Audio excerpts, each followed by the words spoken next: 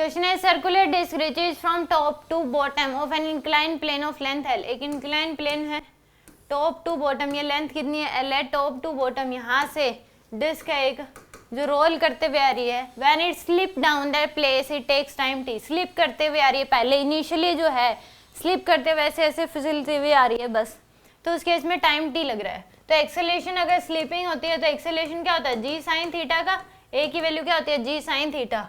तो यहाँ पे s इक्वल टू क्या इक्वेशन होगी U T plus half A T square, ये लगा दो अब। तो यहाँ पे s की वैल्यू l, ये तो जीरो हो जाएगा, इनिशियली रेस्ट में था हाफ a की value g sine theta into में टी स्क्वेयर। तो यहाँ से टी स्क्वेयर की वैल्यू आ गई 2l बाय में जी साइन थीटा, तो t की वैल्यू आ जाएगी अंडर रूट 2l बाय में जी साइन थीटा।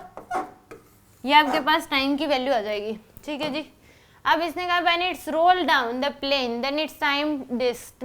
अगर रोलिंग करेगी तो एक्सेलेरेशन जो होता है वो होता है जी साइन थीटा बाय में beta plus one. When rolling, अगर रोल करते आ रही तो एक्सेलेरेशन ही होगा, तो टाइम जो लगेगा एल इक्वल टू क्या हो जाएगा हाफ जी एक्सेलेरेशन की value g sine theta by में बीटा प्लस वन। मैं यही इक्वेशन लगा रही हूँ इंटू में ये t1 का स्क्वायर, ये कर लो। तो यहाँ से आ जाएगा ये 2l equal to g sine theta by में बीटा प्लस वन। बीटा की वैल्यू क्या है डिस्क है, तो 1/2 प्लस में 1 इंटू में t1 का स्क्वायर।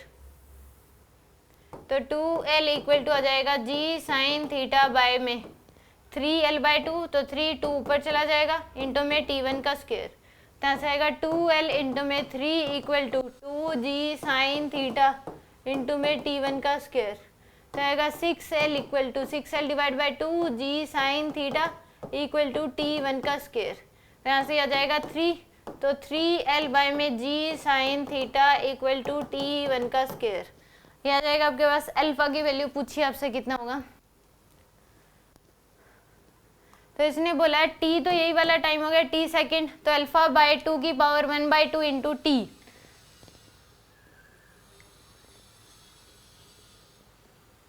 तो इस t1 को इससे इक्वेट कर दो, यानी कि t1 की जो वैल्यू है वो आ जाएगी अंडर रूट 3l बाय में g साइन थीटा, और इस t1 की वैल्यू ही यहाँ पे हमें ये दे रखी है अल्फा बाय 2t सेकेंड।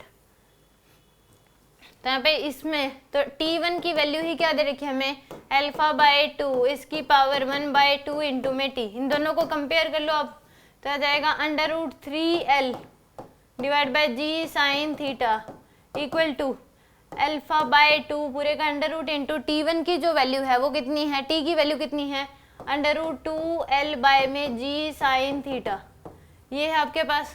तो यहाँ से दोनों साइड स्क्वेयरिंग कर दो, 3l बाय में g sine theta equal to alpha by 2 into में 2l बाय में g साइन थीटा।